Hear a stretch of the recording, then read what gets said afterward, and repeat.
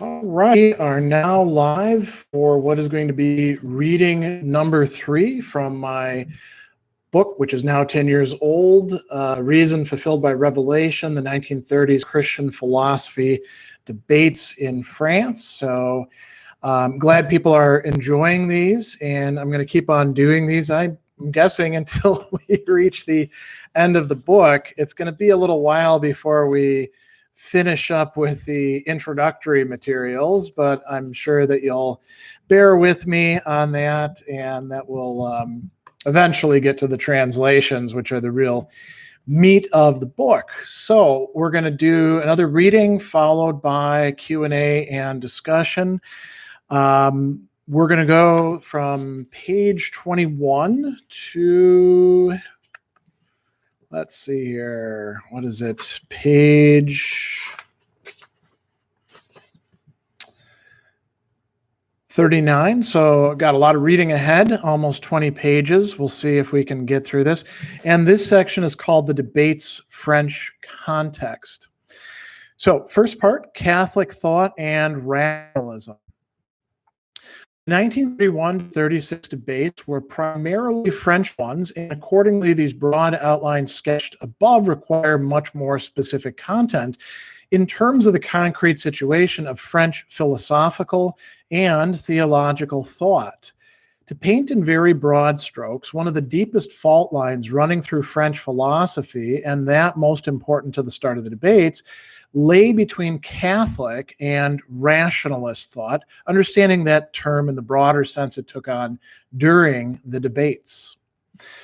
The French philosophical establishment, or more properly speaking, the philosophical establishment of the secular state schools of the Third Republic, was deeply marked by a rationalism hostile, indifferent, or contemptuously dismissive towards religion, developed by and indebted to a long line of many figures and traditions of modern philosophy, particularly Descartes, Voltaire, the encyclopedists, Rousseau, Kant, and Comte.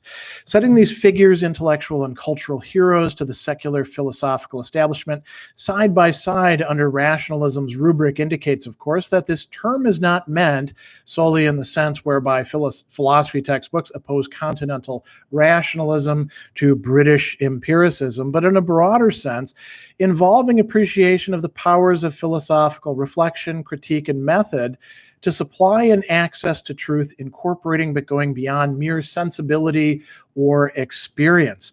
Rationalism also signaled confidence both in the ability of human reason to plumb the depths of the fundamental questions not only of philosophy but of life, and in reason's capacity to guide itself, to produce and apply processes of inquiry and self-critique used in this journey towards its goals. In this broad sense, rationalism included varieties of philosophical idealism, materialism, and positivism. Where the real distinction lay was in the view, at times insisted upon, at times merely a dominant assumption that reason could only mean unaided, natural, and human reason. For any aid, any admixture with the irrational, the presumed supernatural, vitiated reason, leading it into dogmatisms, cul-de-sacs, and dead ends. Integral to modern rationalist positions was this binary distinction between what they counted as the rational and what they rejected as the irrational. Closely allied to it was a distinction between the philosophical and the unphilosophical.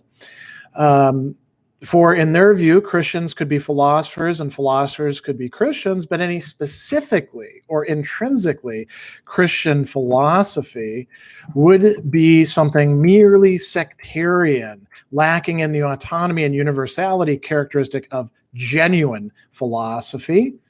One Catholic observer of the debates, Ramon Fernandez, pointed out the overly restrictive way rationalists construed reason.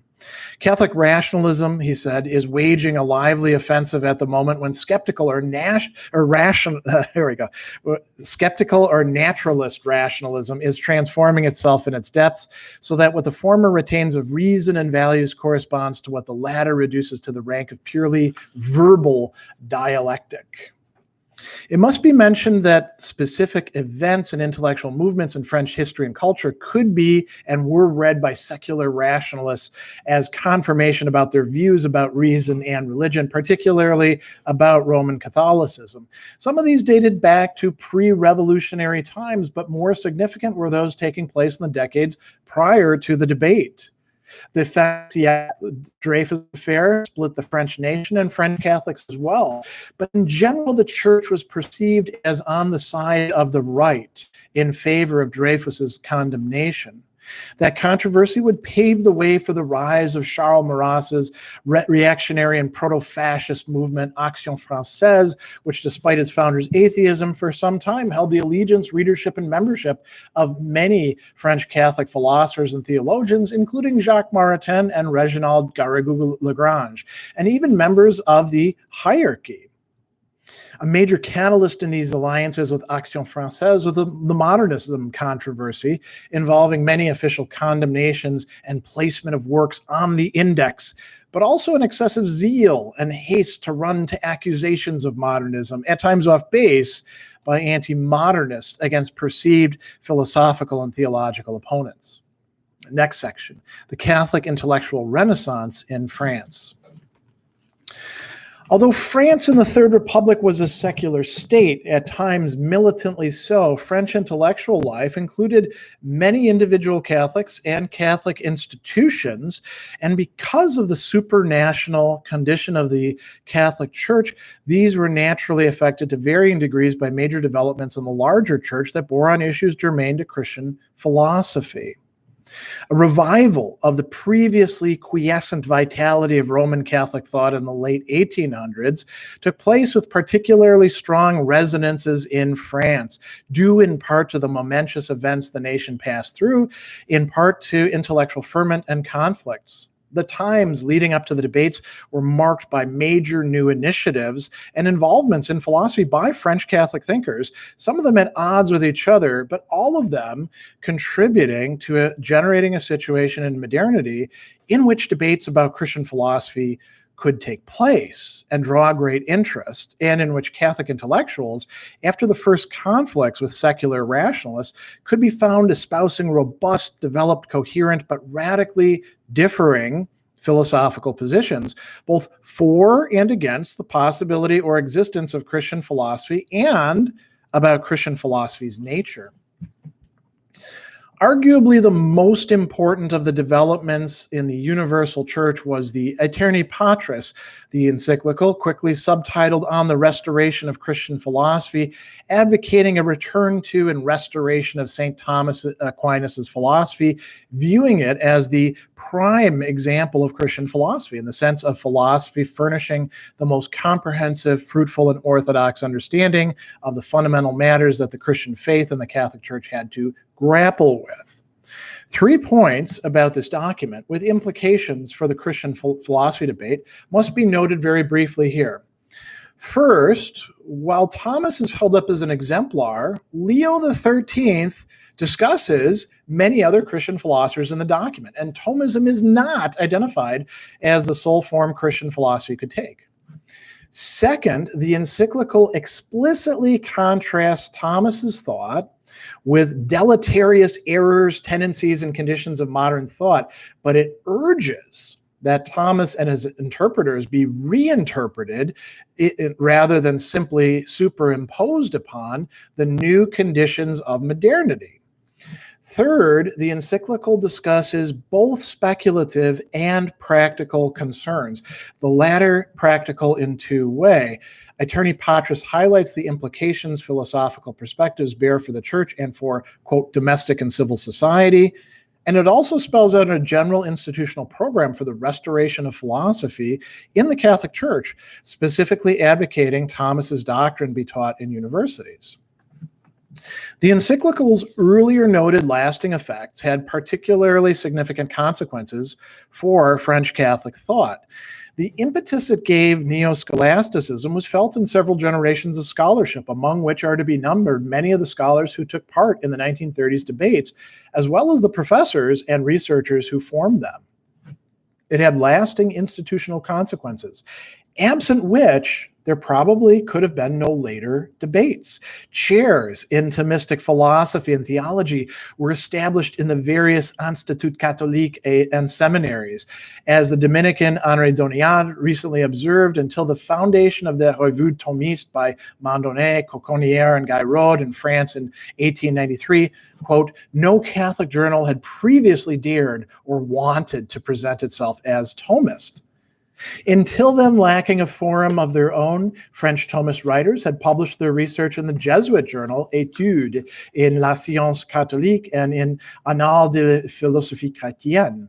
In time, they would have the Revue de Philosophie from 1900, the Archives de Philosophie 1923, and the Revue de Sciences Philosophiques et Théologiques from 1907, the latter associated with Le Salchoir, another important center for Thomistic studies, numbering among its members Antonin Sertillanges, Yves Conjar, and Marie-Dominique Chenu. From 1894, the Revue Néo-Scolastique de Philosophie, which is currently the Revue Philosophique de Louvain, would also provide a key forum connected with the Institut Supérieur de Philosophie in Louvain, devoted to Thomistic studies, directed first by Cardinal Mercier, followed by Maurice de Wolf, and in the debates years, Léon Noël. Although not in France, producing faculty and students who would later take part in the debates, most notably Fernand van Steenbergen and Joseph Maréchal. Later, in 1923, the Société Thomiste, founded by Mandonnet, would add to these the Bulletin Thomiste. By founding and directing, Gilson himself would contribute by adding the Archives de Histoire doctrinale et littéraire du Moyen Âge in 1926 and Études de Philosophie médiévale in 1930.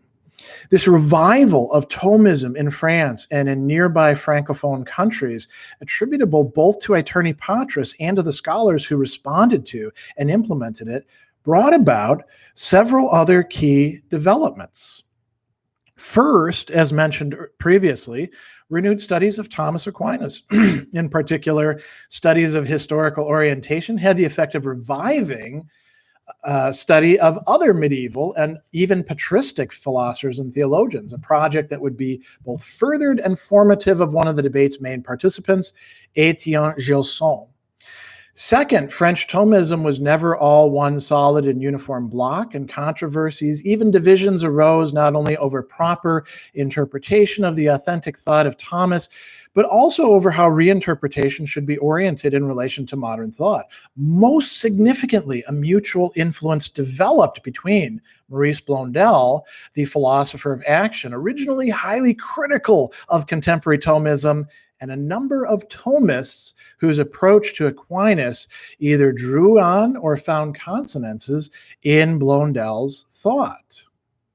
Some of these, for example, Antonin Sertillanges, Joseph Maréchal, Aimé Forêt, Henri de Lubeck took part in the debates, while others, for example, Pierre Rousselot, Guy de Broglie, may be said to have laid their groundwork by contributing to stress lines separating the different Catholic interlocutors. The third effect of the Thomist revival was that Thomism, and in particular its neo-scholastic interpreters, became an enduring intellectual force to be taken seriously, if not necessarily well understood, as an interlocutor and opponent on the French philosophical scene. Other magisterial documents, and two of Leo XIII's writings in particular, importantly inform the context of French Catholic intellectual life. His 1891 encyclical Rerum Novarum inspired the social Catholic movement in France, a movement that gave rise not only to the later banned movement, Sillon, but also to the still presently active Semaine Sociale. And in 1899, his letter to the French bishops and clerics, Depuis le jour, regarded attentive perusal of the Aeterni Patris, again criticized tendencies of modern philosophy, and urged following the program outlined in the encyclical. French Catholic intellectual life was also greatly affected by Pius X's 1907 Pascendi Dominici Gregis, occasioned by the earlier mentioned Modernism controversy, which bore considerably on philosophical matters, not so much producing as bringing into full light deep divisions in French intellectual life.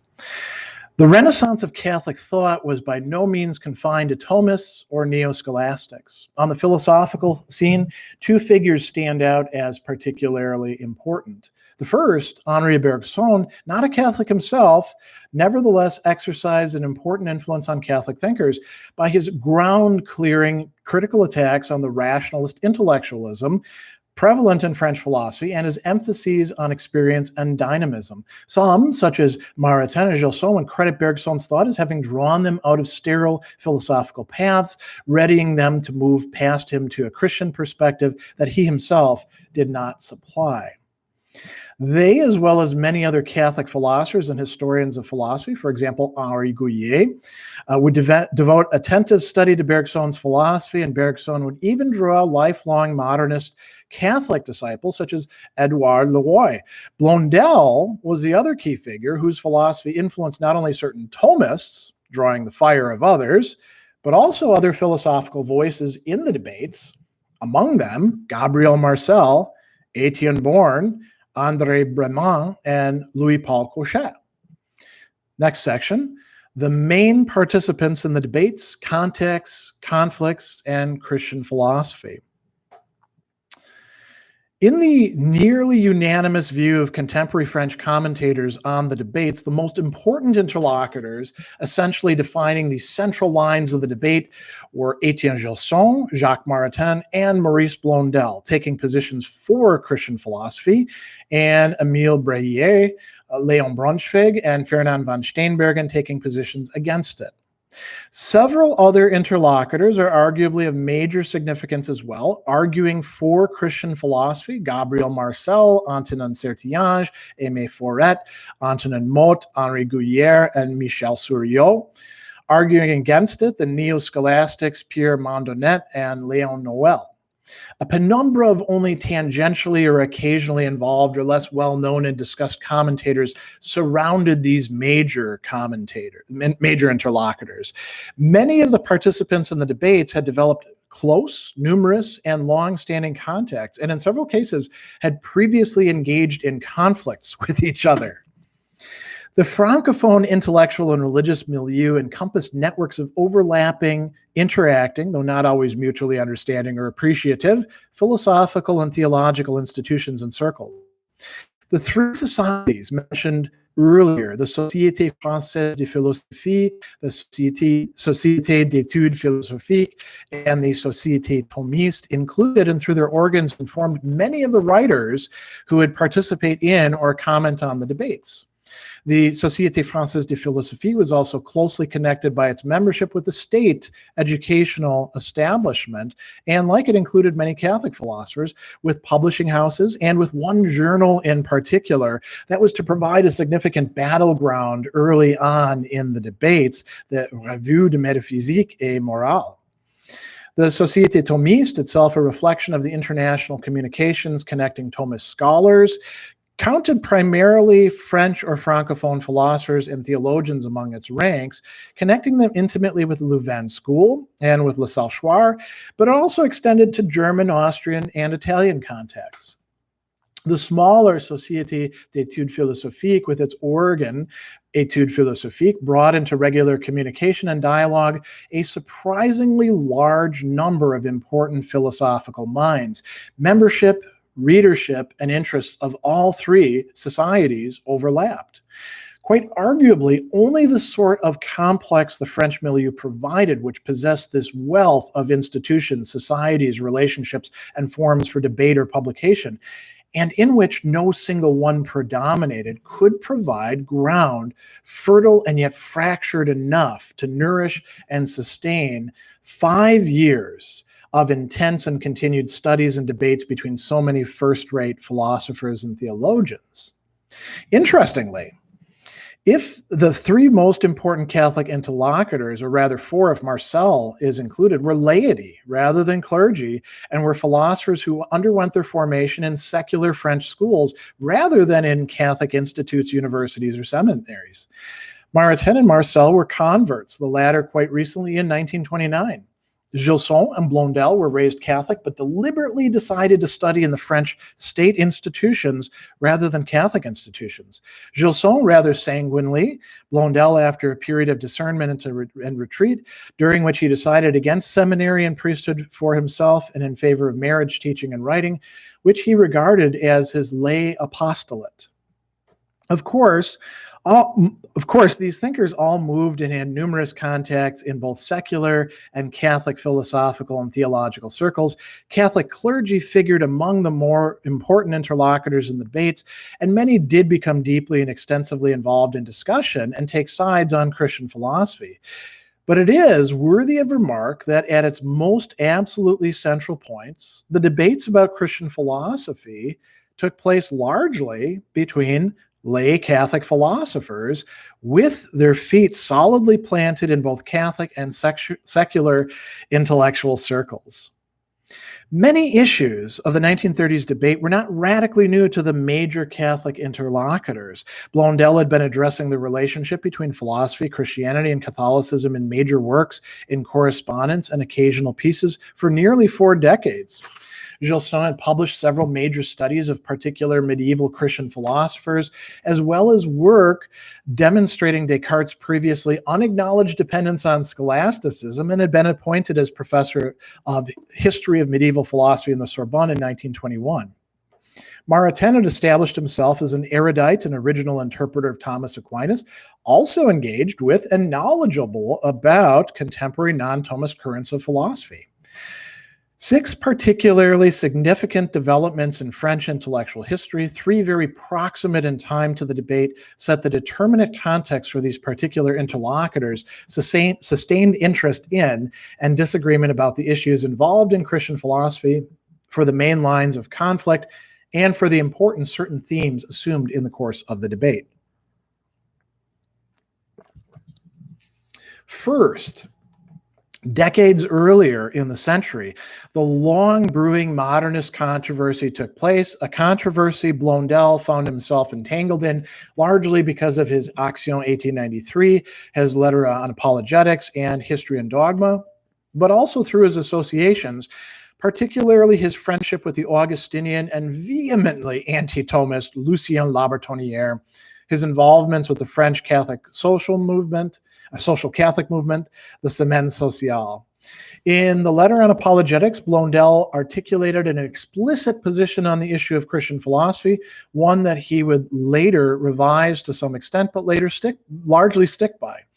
This earlier position criticized scholastic philosophy, which at that time Blondel only knew through manualist proponents rather than through direct reading of Thomas Aquinas or through his later interaction with more able interpreters, as unsuitable for reaching modern minds and for meeting philosophy's own demands. He produced several other important works, traces of which can be discerned decades later in his contribution to the Christian philosophy debate.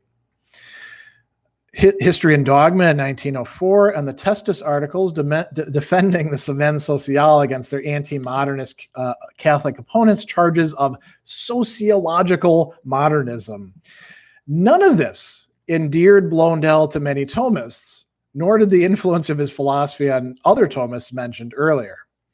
The key magisterial documents set out in 1907 during the Modernism controversy, Pascendi and Lamentabili, not only defined modernism as a heresy and delineated its key features and intellectual structure, but also contained detailed institutional and disciplinary instructions, and these strictures allowed rationalists to feel confirmed in their views on Catholicism's authoritarianism and incompatibility with modern autonomous thought. During the controversy, some anti-modernists in their use of the term and concept went way beyond the encyclical text or the specific decisions and judgments of the Vaticans, charging and denouncing many as modernists.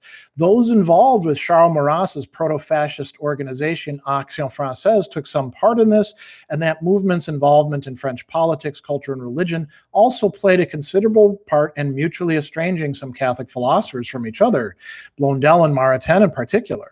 Blondel was one of Action Française's strongest philosophical critics, while Maritain remained a member of that organization until its condemnation by Pius XI in 1926, after which, to his credit, he gradually but radically revised his views of Action Française and Charles Maurras.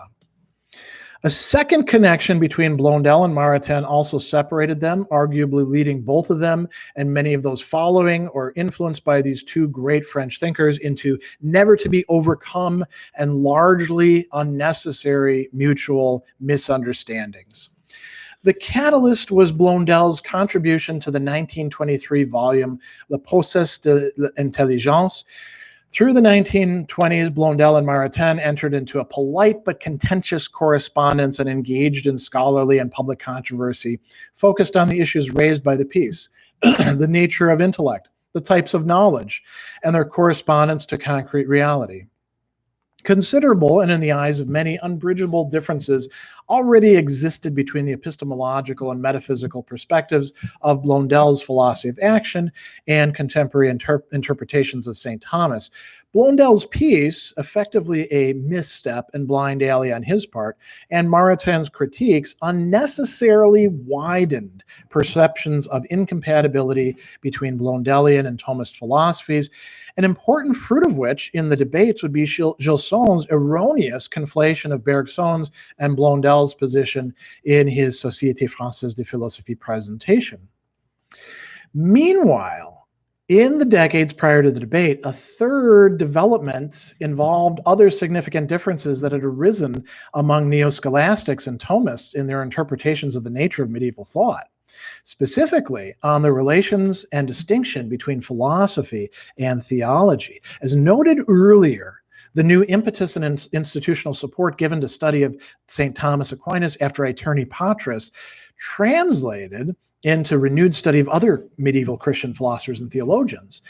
The richness of medieval thought is particularly evident in the variety and fruitfulness of the approaches adopted towards its texts, thinkers, and systems.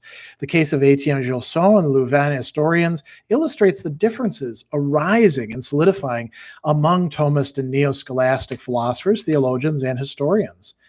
Gilson distinguished several differing Christian philosophies discernible among medieval thinkers, whereas Mondonnet and later von Steenbergen, among others, maintained that what Gilson claimed for philosophy was actually theology, and that it was imperative to maintain a strict distinction, even separation between them, leading Gilson later to charge, quote, the same Christian thinkers who desired to establish in our own day a philosophy independent of theology were simply projecting into the past their own doctrinal ideal. Anxious not to lose contact with their own tradition, these teachers adapted it to their own needs. They constructed a medieval philosophy as completely independent of all theology as their own claimed to be. These long-standing differences of interpretation would set the stage for Gilson's and Maritain's critiques of neo-scholastic positions, and for the 1933 Société Thomiste meeting in particular. The Société Française de Philosophie itself provides a fourth important portion of context. Two meetings in the years just prior to the debates were particularly important, not only because of the topics, but because of the participants debating the topics. In March 1928, Brunswick made a presentation to the Société on the eponymous topic, the debate about atheism. His respondent was his former student, Gilson, and their debate was largely a draw, but it set the stage for the later March 1931 session, particularly for the Gilson-Brunswick exchange. Blondel contributed a letter to the debate, and Marcel, Leroy, and Lenoir participated in discussion with Brunswick. The 1930 session on the problem of God and philosophy, Edouard Leroy presenting, involved fewer participants in the debates, but signaled the continued interest in matters of philosophy and Christianity. One individual who might be aptly called the Marin Mersenne of the 1930s, Xavier Léon, founder of both the Société Française de Philosophie and of the Revue de Métaphysique et de Morale, assumed a pivotal role by bringing together many of the debate's early and most important participants, suggesting the original theme of the 1931 session and publishing some of the key early documents in the journal. Fifth, the 1500-year anniversary of St. Augustine's death in 1930 saw a number of publications dealing with Augustine's works and thought, preceded by Gilson's Introduction à l'étude de Saint Augustin. Gilson, Maritain, and Blondel each contributed essays to a monument to St. Augustine. The former two also participated in the Augustinian Thomist Week in Rome and published articles in Revue de Philosophie, while Blondel contributed an essay to the Cahiers de la Nouvelle Journée, a piece in which Blondel explicitly contrasted his interpretation of Augustine with Gilson's, and published another article in the Revue de Métaphysique et Morale. In several of the 1930s articles, Gilson, Maritain, and Blondel explicitly discuss Christian philosophy, characterizing the term in ways prefiguring both these philosophers' positions, more fully developed in the course of the debates, and the conflicts to come between them.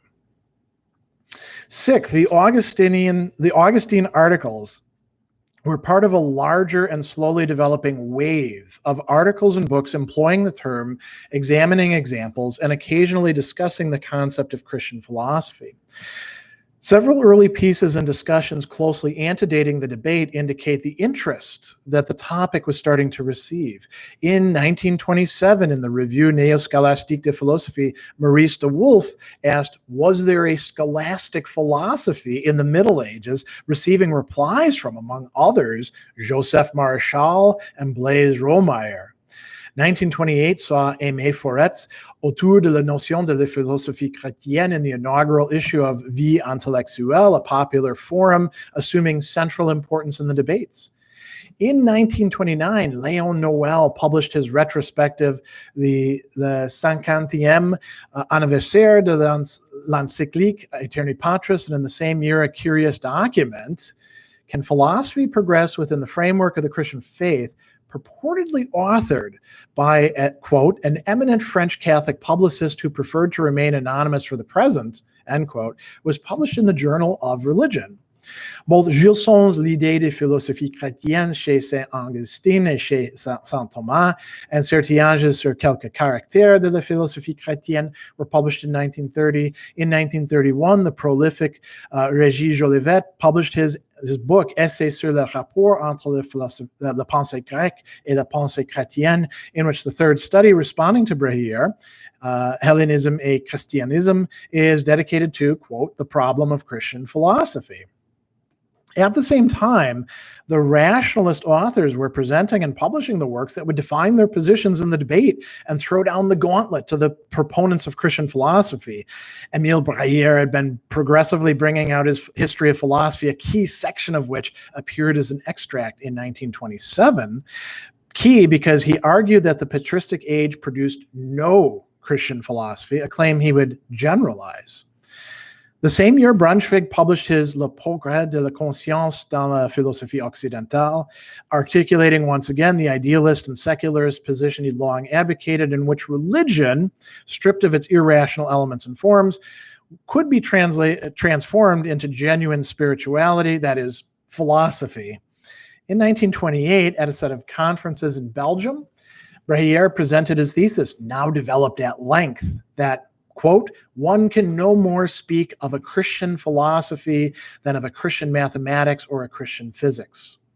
The term and interest in the issue of Christian philosophy thus gained currency from both its proponents and its opponents in the decade prior to the debates. Next section, Bergson and phenomenology.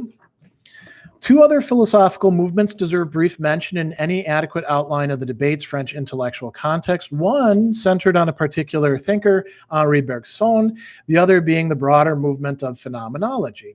In spite of publishing his Two Sources of Morality and Religion in 1932, Bergson ended up with practically no involvement in the debate. This lack of engagement is particularly striking, not least because many of the debate's participants and commentators had written or would soon write on Bergson's philosophy. He was regarded as a major figure in contemporary French philosophy, credited by many, including Jacques and Raissa Maritain, for having revitalized metaphysics in France. And Leroy, one of his most distinguished followers, made a minor contribution at the start of the debate. Gilson, in the course of the debate, would criticize Blondel and Bergson along the same lines as, quote, philosophers of the concrete. Bergson's only tangential role does make sense, however, following Rohmeyer's analysis of the two sources of morality and religion as a work possessing a, quote, Christian soul, but an incompletely Christian content. Although equally opposed to the rationalists, Bergson's philosophy had no effective contributions to make to a debate about Christian philosophy, not already made more strongly by Catholic participants. If the relationship of Bergsonian philosophy to Christian philosophy is non-engagement, phenomenology's relationship is considerably more complex, even down to present times when, for example, Jean-Luc Marion argues for the impossibility of a contemporary Christian philosophy drawing precisely on phenomenology, and Adrian Pepperzak constructs a Christian philosophy drawing on phenomenology. Contributions from phenomenological perspectives during the 1930s debates were few, came late, and exercised relatively little direct influence, but three particular points are worth brief note. First, there was no agreement among phenomenologists about the possibility or the nature of Christian philosophy. Several of the phenomenological movement's most important figures, in particular Edmund Husserl, Martin Heidegger, and Max Scheler, either made no philosophical space for a Christian philosophy or explicitly rejected its very notion. At the same time, other phenomenologists, in particular Edith Stein and Dietrich von Hildenbrand, regarded their own work as Christian philosophy and grappled with issues raised by the debates. Accordingly, Leon Noel's contribution translated here impresses Husserlian phenomenology for the neo-scholastic goal of demonstrating Christian philosophy's impossibility, while Gabriel Marcel's Position de mystère ontologique et ses approches concrètes, translated elsewhere, harnesses phenomenology precisely for the purposes of further developing Christian philosophy. A project and contribution whose values and prospects Henri de Lubac at the end of the debates recognized, explicitly linking the potentials of Marcel's and Scheler's thought. Invoking these two thinkers raises the second point, which is that the projects and perspectives assembled under phenomenology's rubric were neither new nor alien to the French philosophical scene. In fact, as Christian-Yves Dupont persuasively argues, both Bergson's and Blondel's philosophical works and influence paved the way for German phenomenology's entrance. The similarities between the Blondelian method of immanence and his later method of implication and phenomenology are long well attested, but were already noted in 1930 by Joseph Maréchal, who drew explicit comparisons between Blondel's and Husserl's philosophies. Scheler himself apparently knew Blondel's work early on, and Marcel, discussing the philosophy of the concrete integral to his conception of Christian philosophy, clearly acknowledges his own debts to Blondel, who, for his part, though carrying out philosophical work clearly akin to phenomenology, evinced little interest in engaging the movement. The third point of note is that some Thomists became interested in the prospects of the phenomenological movement. Von Steenbergen signals the inroads phenomenology was making into Catholic circles twice in the article translated here. Phenomenology was the very topic of the inaugural Société Thomiste Day of Studies in 1932, when the Benedictine Daniel Feuling and the Redemptorist Kramer made presentations, the latter invoking the question of Christian philosophy, and Edith Stein numbered among the participants. In the course of the second day of studies in 1933, employing phenomenology, Feuling argued a point similar to Noel's, that a Christian philosophy cannot be philosophy in a rigorous sense. Jolivet set his finger on the rising interest in phenomenology, seeing in, quote, Mr. Husserl's phenomenology, whose influence is preponderant in Germany, a powerful metaphysical renaissance that, through quite a few aspects, comes to corroborate certain central views of Thomism. Doubtless, it is not a matter of properly or specifically Christian doctrines, but the directions or the tendencies are such that they can only encounter Thomist philosophers' sympathies. And that is the end of that section. The next part is a much shorter part, which we'll read in the next reading. I see there's quite a few questions and comments, so let me jump to those. Let me scroll up here. Godward Podcast asks about something that is mentioned a little bit in the Christian philosophy debates, but is way, way earlier than it. That's Justin Martyr's dialogue with Trypho.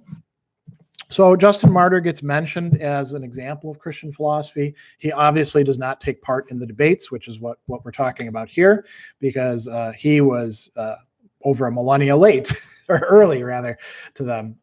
Averroes, do you support radical fundamentalism in philosophy? I have no idea what radical fundamentalism means. That could mean a million different things, so that's an unanswerable question.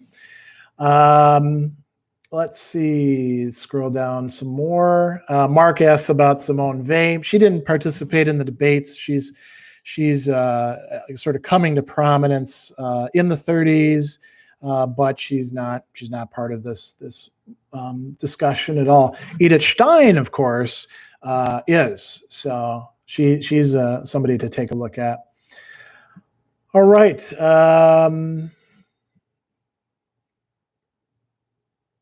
Yeah, so Mark says that Simone Weil was critical of Maritain. She was critical of Maritain, as were many other people, but being critical of Maritain could be done from many different perspectives. They weren't necessarily connected with these debates that are going on. I mean, you could have been critical of Maritain for lining up with the proto-fascist Action Française, right? All right, let's see here. Maida Clay says you missed 30 minutes. Yeah, these will usually start at the top of the hour. You see them publicized on the YouTube channel ahead of time and in my social media. So you can always check the Reason IO calendar as well.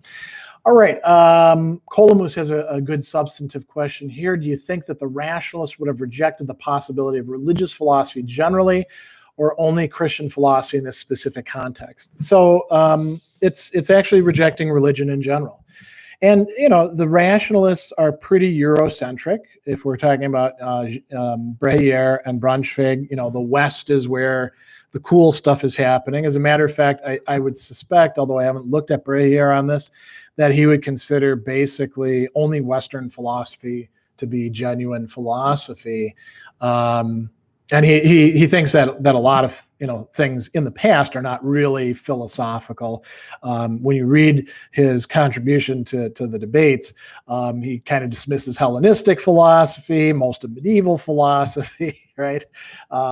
So I think that they would, and interestingly, they probably would have considered Christianity to be like the most developed religion, and then if Christianity can't contribute to philosophy, then you're not going to find any of these other religions contributing to philosophy either.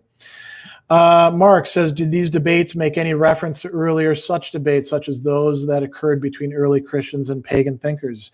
The debates themselves, the debates are basically the people involved in the debate. So really we can say, did any of the people involved in these debates make reference to those? And the answer is yes. Gilles Saut in his Spirit of Medieval Philosophy, that's one place to look at, because he's looking at a sort of historical view there. And he does talk about early Christian philosophers, not just Justin Martyr, but Lactantius and Clement of Alexandria. And then, Blondel also talks about some of them. And there's other people, more often minor figures, talking about that in the debates. Henri Gouillier, too, the historian of philosophy, would be important there. B, Charles Marat have any place in this? No, thank God, because Marat really was a proto-fascist. And sort of like of that time, Steve Bannon, who didn't have an awful lot in terms of like understanding of Christianity to contribute. But Action Française was a real stain on French Catholicism for about 20 odd years. So no, he didn't have any part in it, but some of the people who were influenced by him, he mentioned Jacques Maritain, who later repudiated him. And Garrigou-Lagrange had a brief entry into the debate, as usual, kind of tendentious and getting some of the stuff wrong. B also asked, does Abelard versus de Clairvaux have historical echo here? Not at all, I would say. That's a whole different sort of issue about like, what counts as spirituality and what should the mind be directed to. So they're not really mentioned much in the debates. I mean, Gilson himself writes on Bernard de Clairvaux, so he would be worth checking out. Let's see. Skiff asks, is it possible that as human brains become what they are today with the ability to survive increasing, the mind began to use more of its capacity to think of much of what became espoused in theism? I mean, anything's possible, but those sort of like wild, big picture evolution or psychology or biology things, there's really no evidence for them. It's just kind of like telling a cool story. And I don't find those sort of stories very interesting or adequate to understanding human beings and historical, developments of religion or anything like that. So, Made of Clay, was C.S. Lewis in these debates? C.S. Lewis was not. C.S. Lewis is not a francophone to begin with, and he doesn't. I don't know that of any interest on his part in these debates. But there's many important figures who did not take part in these debates.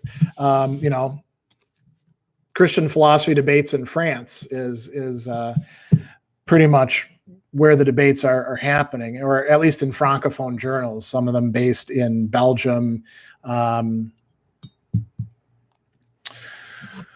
All right, so B has a thing, bicameral quantum mind. Am I right? I have no idea what that's supposed to be referencing or connected to. So does anybody have any questions specifically about the book, its topics, what I ran through in terms of the French context? There's quite a bit of content that I threw at you about that. I'll be doing another reading this coming week. Not sure exactly when. Maybe on a Saturday, maybe on a Sunday, and that'll be a shorter reading. All right, Colomus, did so-called French materialists have much of an influence on the debates? Depends on what materialists you're talking about. I mean, I would say that ultimately, I think that you can say that Brunswick, although he's got this reference to, esprit, which can be translated as mind, and he's sometimes called an idealist. I think he really is the sort of, contemporary one it is still materialism, but there's nobody who's like self-identifying specifically as a materialist in the French scene, getting involved in these debates to talk on behalf of that. I mean, I have a hard time thinking of people who identified first as materialists and then as something else. Usually it's the something else, So like, for example, Sartre is a materialist, right? But Sartre is an existentialist first, before that's where his main allegiance lies. And other than Brunswick and Brehier, as I've mentioned, the people who were secularists or rationalists didn't really have much involvement in these debates. Timothy, what important connections do you see for the religious theological turn in contemporary phenomenology in these debates? So I actually mentioned that a little bit earlier in the book, and I'm going to see if I can track down the thing. And basically what I did is call bullshit and say, there isn't any recent turn to, theology in phenomenology. It's not a recent turn. It's been going on for a long time. I don't say it in the book, but I mean, think about Paul Ricoeur, right? So Paul Ricoeur antedates Michel Henry and, Jean-Luc Marion and all those types, right? So it's been continually going on. And it also, you can call bullshit by saying, listen, phenomenologists were interested in this stuff way, way back in these debates. I'd also point out there's another great phenomenologist, a French guy, Jean Eyring, who was working in the mid 20th century and was doing, phenomenology of religion. Of course, earlier phenomenologists, Edith Stein, Max Scheler. So this recent theological turn, it's more of a sociological phenomenon than like a big, change in things. It's just that some of the people whose books are being published were now looking in phenomenology. We're now looking at religion, but there's a long backstory to that. B. How did the Dreyfus affair break down along sectarian lines within French Christianity? So French Christianity is largely Catholicism, and you do have some Reformed, but there's not a lot of other kinds of Protestants in France. And what you can say is that the Catholics who are more on the right wing, the traditionalists, the anti-modernists, they were the ones who were anti-Dreyfus. And they were like, hang the guy, terrible, terrible guy, let's punish him as much as possible. Those who are motivated by more of a, social justice, rerum novarum orientation, living up to the social teachings of the church, and, teachings about truth and stuff like that, were generally on the side, to acquit Dreyfus. Action Française got itself involved, and that's really what gave it its impetus. These deep divisions within life. Mark says, it seems to me an undercurrent to the issue of Christian philosophy is the question of what philosophy is. Am I right in saying the debaters weren't entirely clear on this point? No, you wouldn't be right about that. They, when you read the texts and what they have to say, they are crystal clear on that point. They don't always agree on what philosophy is, but you don't have any such consensus agreement among philosophers at any point in history. Even going back to, the era of Socrates and Plato, right? There's multiple ways of understanding what we should call by this term philosophy, but there is genuine inquiry into what is the nature of philosophy. These people, this is part of why this is such an important debate, because they are raising issues not just about, well, what about this side religion Christianity, and then could it impact philosophy? They're asking, these are genuine, deep metaphilosophical issues that they are raising and exploring, and it's probably never been delved into, at least the connection between Christianity and philosophy, which is complex. It's not a simple thing. It's never been delved into quite so deeply as during the time of these debates. Nathan, do you think Stoic self-sufficiency and virtue and character is compatible with the Christian notion of needing Christ, Holy Spirit to achieve this? Well, whose Christian notion? I mean, it's not like Christians are in total agreement on that, right? So, and Stoic self-sufficiency and virtue and character, it's not as if there's a single Stoic view on that. There's kind of a range of Stoic views. Is there a compatibility between them? I would guess that the people who called themselves neo-Stoics in the Renaissance and early modern era would say yes, because they were both Christian and Stoics. Right? So clearly somewhere, and actually there's a lot of Stoic thought that gets incorporated into Christianity, at least in the early, the patristic era and during the medieval era, because, who are they reading? Seneca survived, Cicero survived, Epictetus survives in kind of a boulderized way. So, whenever we're posed with like one of these sort of questions, we always got to clarify. Whose model, whose ideas are we using here? And so some people say yes, some people say no. All right, Colomus says, I should clarify, I meant how much did French Enlightenment philosophers such as Diderot. Diderot is long dead by the time that these debates are taking place. And I mean, he doesn't really have any impact on the debates.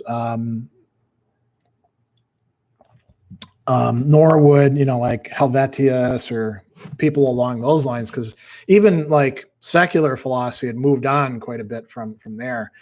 So they're not really having any sort of role. The older Enlightenment, revolution materialists, no, they're not really involved in this. I mean, maybe as like a boogeyman in the background for a few of the Catholic interlocutors, but not any of the important Catholic interlocutors. They have bigger fish to fry, you can say, right? All right. Any other questions about the debates, the people involved, the French milieu, the book itself, any of that sort of stuff?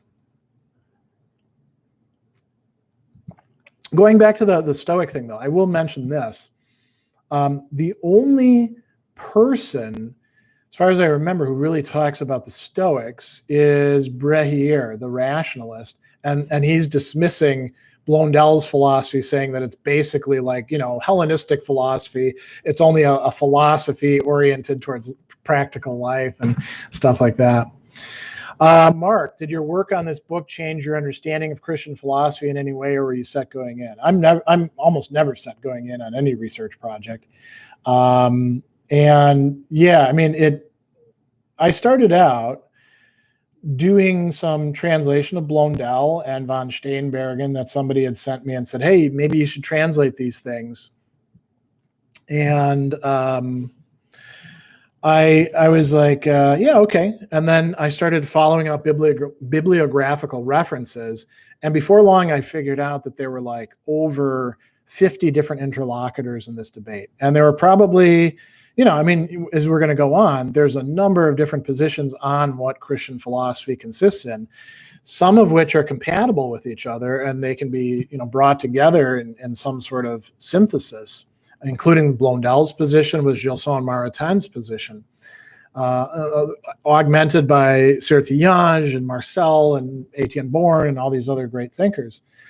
What it did show me is that everybody who comes out of the gates and says, oh, this is an easy problem, Christianity is this and philosophy is this, or theology is this and philosophy is this, full of shit.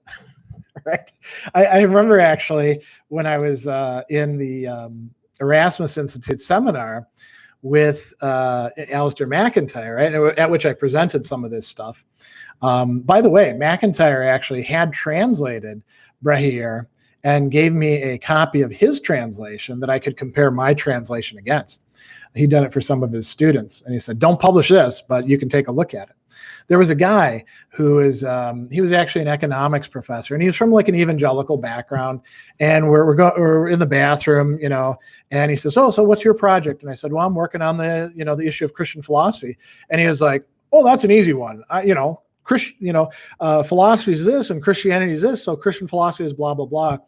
And immediately I was like, this guy doesn't know what the hell he's talking about. In part because he's never thought through these complex issues that the thinkers translated here are working through, or, Gilson is doing in his Spirit of Medieval Philosophy, or some of the other thinkers are doing as well.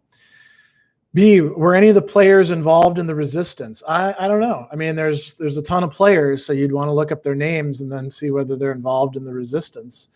Mark, looking for a tip on an unrelated issue.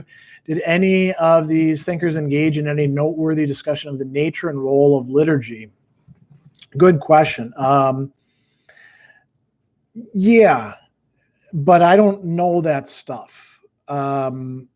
I mean, Blondel talks about some of that stuff. I think that Gilson may have weighed in, but as a philosopher, in some of his things.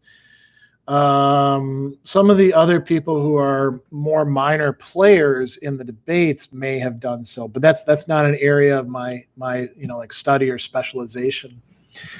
Infinite Loop, loved watching your series. Where do you think the different perspectives of philosophy come from? Does the culture of the country mold certain philosophers? Yeah, probably to some degree, but philosophy is also like breaking free of your social situation and engaging it, using the range of human rationality to think things out, oftentimes in discussion with other philosophers.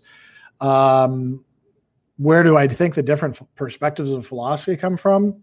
I mean, lots and lots of different factors, I would guess. Some of which may be, I think William James is probably right about this, some of which may be temperamental, and a lot of which probably have to do with not the culture of the country, but the culture of the academic setting that one is in, which could be dictated by the country, but could also be, I mean, think about like the French secular, super secular Third Republic, which didn't give Blondel a job when he graduated in 1893 after, publishing Action, which was his second dissertation. He wrote two dissertations, one in Latin and one in French. And he was, first they wouldn't find a job for him. And then second, they put him way the hell out in the sticks, like the worst job postings that he could get because he was a Catholic. Blondel came up through that system, and he's like, I'm gonna work this system from the inside. So very often, social factors, they could go one way, they could go another way.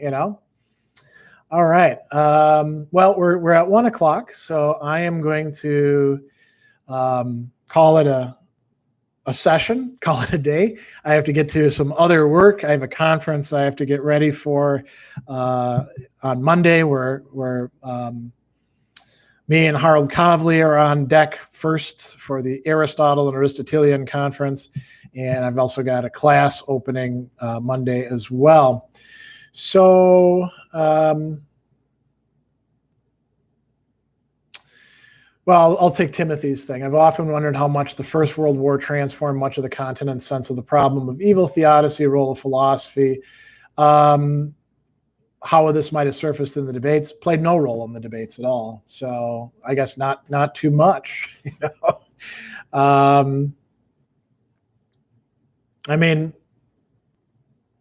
they're not really talking that much about the problem of evil and theodicy in these debates. They're really much more talking about the nature, scope, objects, discipline of philosophy.